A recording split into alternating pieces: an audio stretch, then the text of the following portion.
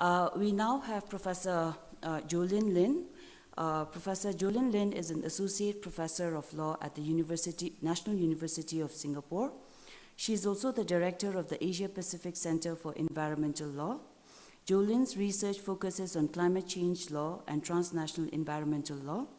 She has published in leading international journals, including the European Yearbook of International Law and American Journal of International Law.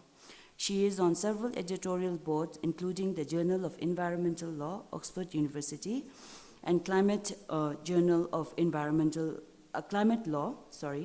Her recent publications include Governing Climate Change, Global Cities and Transnational Lawmaking, and Climate Change Litigation in the Asia Pacific.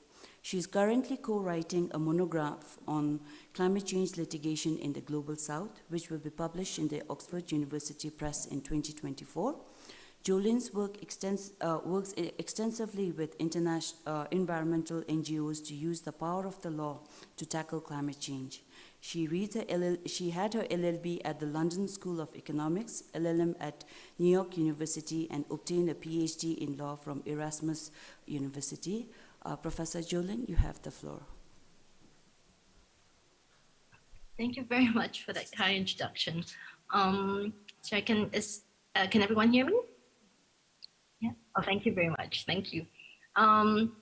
Really delighted to be joining you, and really wish that I could be there in person, because there's something really surreal about sitting in your own little office and trying to feel like you're part of this amazing gathering of people who are actually gathered in a very beautiful and amazing country.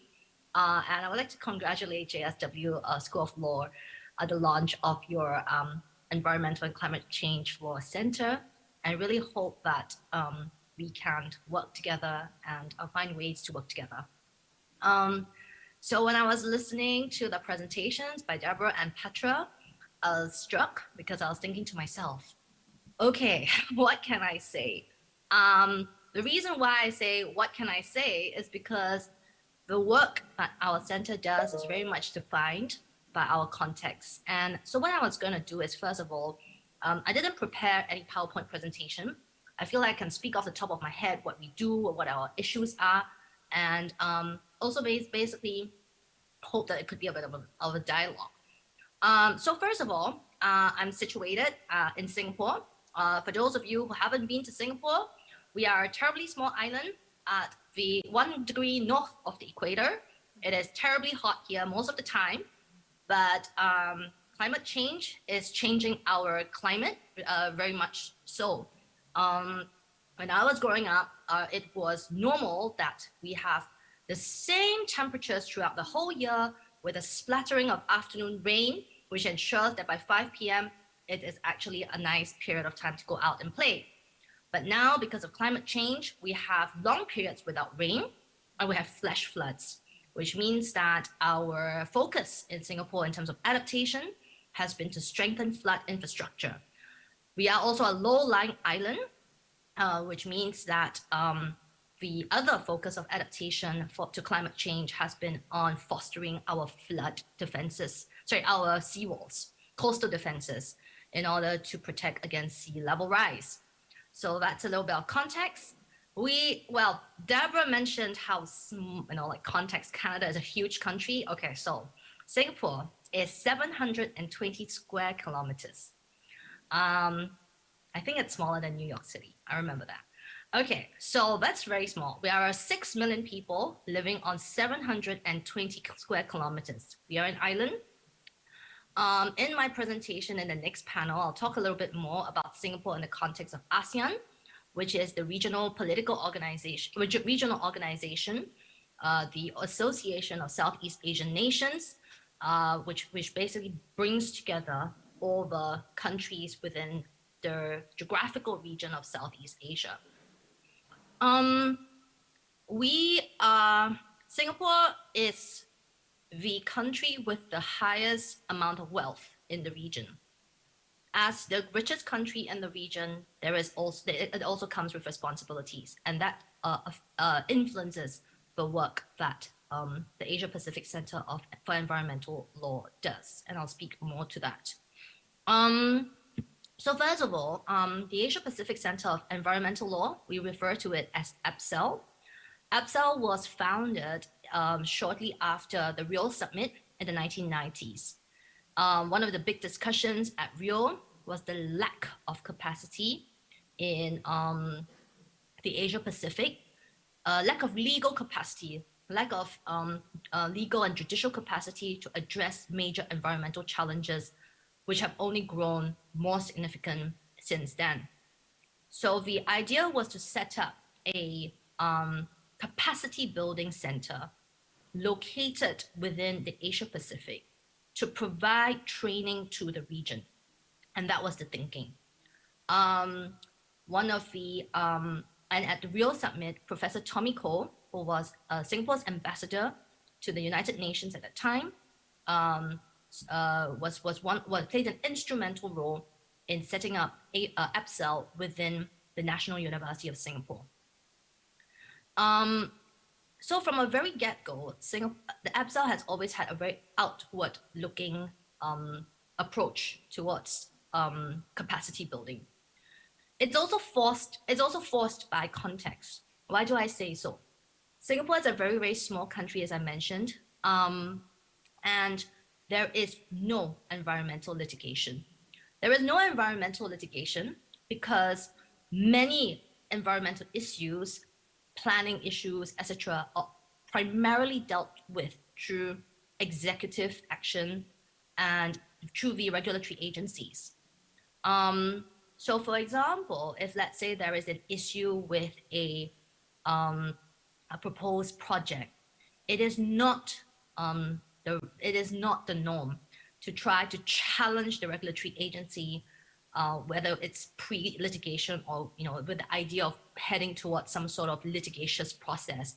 It is far more common to try to pick up the phone and try to speak to someone in the regulatory agency and say, look, this is the reference letter, this is the reference number for the case.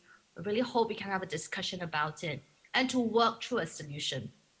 I think this might be brought on by the fact that for the longest time, Singapore was a very small country with very few, not that many people, but it's also meant that we have not developed a jurisprudence. We have also not developed a culture of litigation when it comes to environmental issues. This is, of course, very different in other areas of law. My colleagues who work in company law, securities regulation, and other areas of commercial practice have far more work than they can cope with. So it's a very different attitude towards litigation in those areas of law. So what happens is that as a result, we don't have a lot of work in Singapore, and APSEL was not set up to work on environmental issues really in Singapore. We look at supporting issues within the region. But having said that, we're also trying to do more in country, and I'll speak more about that. The focus areas for the center are currently we have a project on environmental courts and tribunals. I think it was in 2021 that we worked with the United Nations Environment Program, UNEP, to provide a comprehensive update of their global report on environmental courts and tribunals. And through that work, we also decided that we have amassed such an amazing treasure trove of data. So we are creating a website that would provide a useful, interactive source of information and resources to anyone who is interested in looking at ECTs. We also work on marine plastics pollution and climate change litigation. Okay, so what do we mean by work on these areas? Given that I've just said there's no environmental litigation, so how on earth am I working on climate change litigation? So first of all, we work in terms of partnerships with global NGOs to support their work. So for example, in the area of climate change litigation, we have been working with a number of NGOs to provide legal advice and research briefs on for those who are leading cases. We also help to support the hosting of workshops and regional convenings to build the community of practice in Asia Pacific. In terms of capacity building, we participate in several capacity building initiatives, both funded by the Singapore government as well as regional organizations. So in terms of the Singapore government funded ones, the Singapore government, through the judiciary and through the Ministry of Law, supports several judicial roundtables and judicial training initiatives, and we provide support for that. We do provide judicial training through these initiatives. We also work closely with the Asian Development Bank to support their judicial roundtables. We also work closely with several regulatory agencies in Singapore as well as in the region to provide expert input into the development of laws and regulations on different aspects of environmental law and sustainable finance. Another aspect of capacity building that I think has been actually really meaningful has been a pilot project that we have launched to introduce environmental law to pre-university students. This I feel is particularly important in Singapore because many students living in a highly urban setting cannot see a major disconnect between what they can do as individuals and and all the news that they read about the climate emergency. So this has been a very empowering experience actually for myself and my researchers as well as the students, I feel. The